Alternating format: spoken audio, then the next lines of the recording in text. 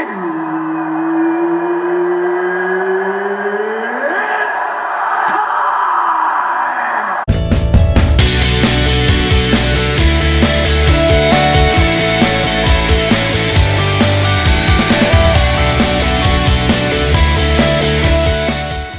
to the show. You're a one-on-one with Wes the Sports Guy here on YouTube and online all the time at westhesportsguy.com as well. Be sure you subscribe and hit that bell if you want to get notified for all the latest videos and updates on the YouTube page.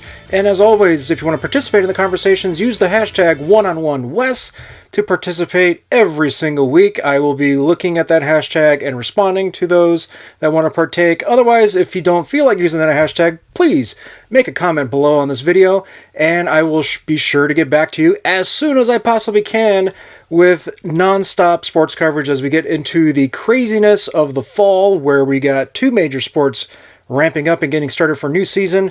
Baseball and the postseason's about to get started as well. And then, of course, you've also got the NFL, which is now three major sports. My mistake, not just two with the NHL and NBA. It is three. So you've got a lot going on, crammed in as much as you possibly can here on this show and at westhesportsguy.com. Make sure you bookmark that page, westhesportsguy.com.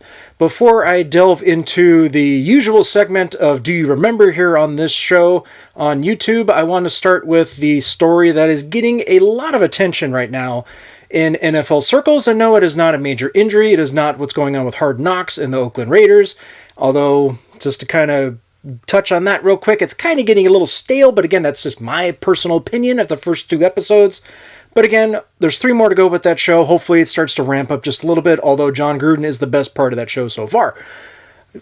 Otherwise, delving into the main story that's going on in the NFL this week is now we're bringing back Colin Kaepernick once again, unfortunately. And my 2 cents on Colin Kaepernick, just one more time, just to give you a quick refresher.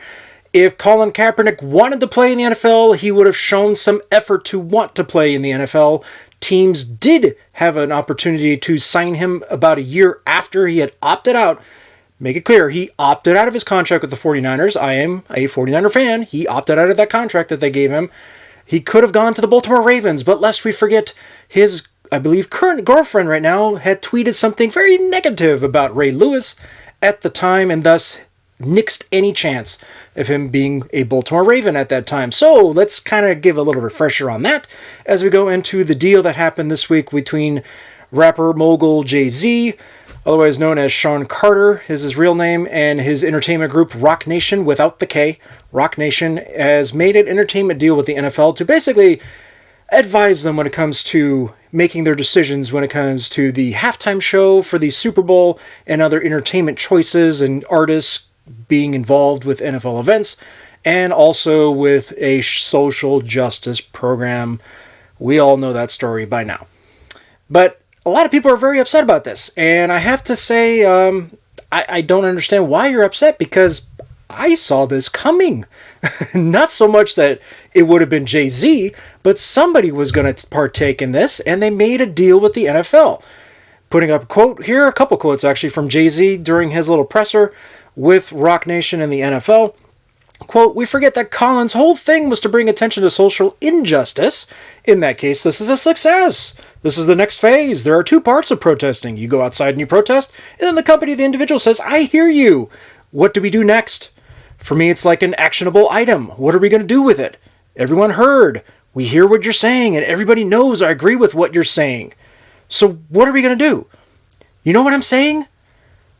Just a quick side note, I really don't know what you're saying, but as I finish this off, millions and millions of people, do we help them, or we get stuck on Colin not having a job?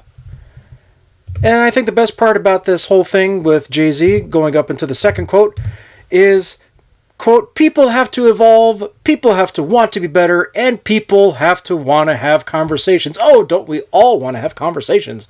But he also ended it by saying, "This isn't Twitter," which absolutely is true. This is not Twitter. This is the real life. And being the business mogul, rap icon, all those fancy titles you want to give him, he is out to make money. And so is the NFL. They're out to make money. That's not to say that getting rid of Colin Kaepernick had anything to do with this. Granted, he made his choice. He opted out of his contract with the 49ers. No other team was going to sign him right away because of the controversy, you could say, surrounding Colin Kaepernick. But going even further, like I said earlier, the Ravens were going to bring him in and possibly sign him. But outside circumstances, Twitter prevented that from happening. But again, I don't think Colin Kaepernick wants to play football. He's making money right now being a spokesperson for Nike. They are paying him. Plus, his little grievance with the NFL, along with his former 49er teammate, Eric Reid, who is now playing for the Carolina Panthers, which I find it funny that Eric Reid is still complaining about his situation. You have a job, and you are being paid handsomely for that job. His quote after all this with Jay-Z, quote, "These aren't mutually exclusive. They can both happen at the same time. It looks like your goal was to make millions and millions of dollars by assisting the NFL in burying Colin's career." I don't think that they were complacent in burying Colin's career. That was Colin's choice, in my opinion. But going forward from this, that is the bed that everybody has made. The grievance was filed by Colin Kaepernick and Eric Reid to the NFL Players Association. There was a settlement. There was no proof that the NFL was colluding to block Colin Kaepernick from signing with an NFL team.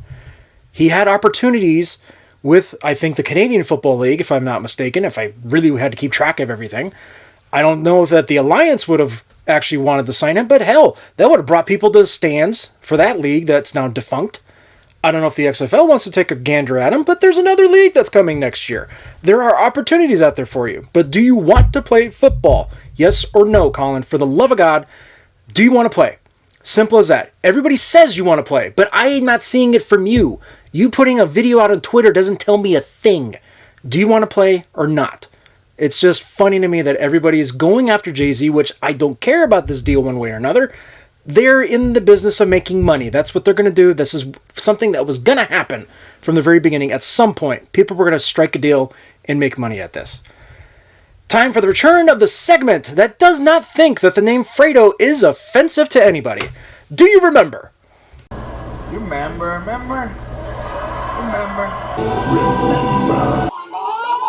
Do you remember when the conversations in sports really had nothing to do with the workplace environment and the lack of pay that some people are complaining about nowadays? Well, I have to get into this cesspool, if you want to call it, or the muddy waters, whatever the case may be, of equal pay when it comes to women's sports. I'm not going to tread lightly here, but it is based off of fact that I will show some of it to you. Now, the first one I will put up on the screen is from a fellow YouTuber and the channel by the name of Basketball Examined. This does nothing to do with the topic of women's soccer that I'm going to focus on in this segment, but this definitely highlights the disparity between men's sports and women's sports of the same game, you could call it. This is between the NBA and the WNBA. This screen that you're looking at from that YouTube channel, Basketball Examined, which I will absolutely link the video in the description below. Make sure you leave a like and comment if you like this segment as well. Do you remember? But moving on to the screen that you're looking at, the average viewership, or per game viewership, I should say, for the WNBA in orange as of 2011-2012, most recent in this video was 2017-2018. You had just a hair over 200,000. Sometimes it was a little more, but it was 200,000 people watching every single game in the WNBA. The NBA is in blue, and you can see it's well over 1 million people watching every single game in the NBA. Now, I'm bringing the WNBA and the NBA into the forefront right now to basically sum it up the easiest and simplest way I can. If you don't have enough people watching or going to the games, you will not make a substantial amount of money. The league that distributes that money to its players, be it a men's league or a women's league, is based off of its revenue, total revenue. That includes TV contracts, that includes merchandising sales, all that stuff that comes with it. Ticket sales, everything. It's all lumped in. Gross revenue. Basic economics. If you make a certain amount of money, you will get a certain percentage of that money. The women in the WNBA do make more based off of that total amount than the men do in the NBA. But we're comparing large sums of money here, whereas the NBA's billions of dollars and the women's basketball league is in the tens of millions of dollars. And I'm just throwing the number out there because it is not even close. It's not exact. I don't have it. But it is there for you to find. Please do not take my word for it. Do the research yourself. And I have done the research that I'm basing my opinion today off of fact. When it comes to women's soccer, which is at the crux of this segment, they do not make as much money as the men as well when it comes to the World Cup. The World Cup for men makes over $9 billion worldwide. It's a billion-dollar organization for the men's World Cup. Women's World Cup, not to say I could duplicate anything that they did, they make over $100 million in gross revenue for the Women's World Cup. That's the entire world. That's not just the United States. But the percentages that the women make ahead of the men is at 13% of that revenue. The men only get 9% of the billions of dollars in revenue. Yes, that is a little bit more in the grand scheme of things when you're diving into a bigger pot. But all in all, the percentages are not the same. They're not equal. If it was equal pay, the men would be making the same as the women as far as the percentage goes with gross revenue. That's what we're talking about right here. But again, there was litigation this week. Talks were broken off between the soccer players or the women that were suing the United States Soccer Federation, and it just became a public media storm this week when the talks got broken off. Looking at this from a story that I have linked from The Blaze, quote, the USSF has presented data showing that from 2010 all the way through 2018, women's players have received nearly $8 million more overall in salary and bonuses than the men's players, despite the men generating nearly twice as much in gross revenue per game in that same time frame. So when you look at this, it's really basic economics. When you look at how much money is being brought in and how much of it you're actually giving to your employees, these players are considered employees because, unfortunately, a kid's game is a business. That is the way this is working right now. So if you're crying about equal pay, the point that should be made, and Megan Rapinoe did make it herself, either on CNN or MSNBC, one of the shows that she was doing her talk show round with after the Women's World Cup, was that she did admit that more people coming to the Women's Soccer League games, not just the World Cup games, but the Women's Soccer League games, yes, they do have one. It's like the MLS for women. If you go to their games, buy their merchandise, all that stuff, watch them on TV as much as you possibly can, the revenue will grow. She admitted that. That's the source of the problem. If you have a problem, that's where it lies. It's in the viewership. It's in the eyeballs. Do you have enough people watching your product? Yes or no? That's the crux of the issue with equal pay. On to my feel-good story of the week. This comes from fellow airman Jibril Jennings. From the posters to Walmart, and then from Walmart to my bank. With her walker full of grocery bags, Janice Hall still had more than 2 miles to go in the blistering heat when Tinker Airman Jibril Jennings happened to drive by. There was a human being in the middle of the road that obviously needed help, and everybody was just driving past. After pulling over and loading his car up with Hall's groceries, the two took off, making their way towards Janice's home, sparking an unlikely friendship that would soon go viral. I thank him very much for, I really appreciated it, and he's such a good man, and you just don't find people like that every day. I could tell, it just meant so much to her that someone actually was helping out. What they didn't know was that somebody else saw Jennings' act of kindness. They recorded the entire thing, posting it online, where it was soon shared and seen by millions, many calling the airman a hero.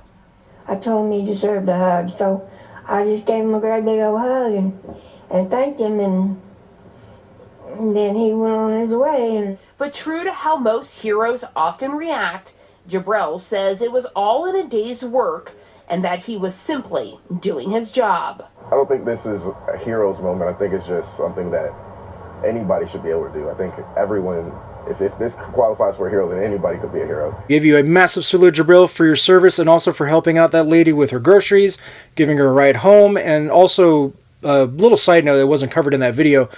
Him and his fellow airmen at the base, they also were coming to her house to help with, little repairs here and there. So it's not just helping out with groceries. They're doing even more than that. They're really going above and beyond the call of duty, not only for their country, but for their fellow citizen. And it's just an amazing, amazing story right there that I leave with you to end this week. Thank you for tuning in. And as always, please make sure you subscribe, hit that bell if you want to get the notifications for all the latest videos that are posted on the YouTube page. Bookmark WesTheSportsGuy.com. Use the hashtag #OneOnOneWes. Until then, I will see you next time.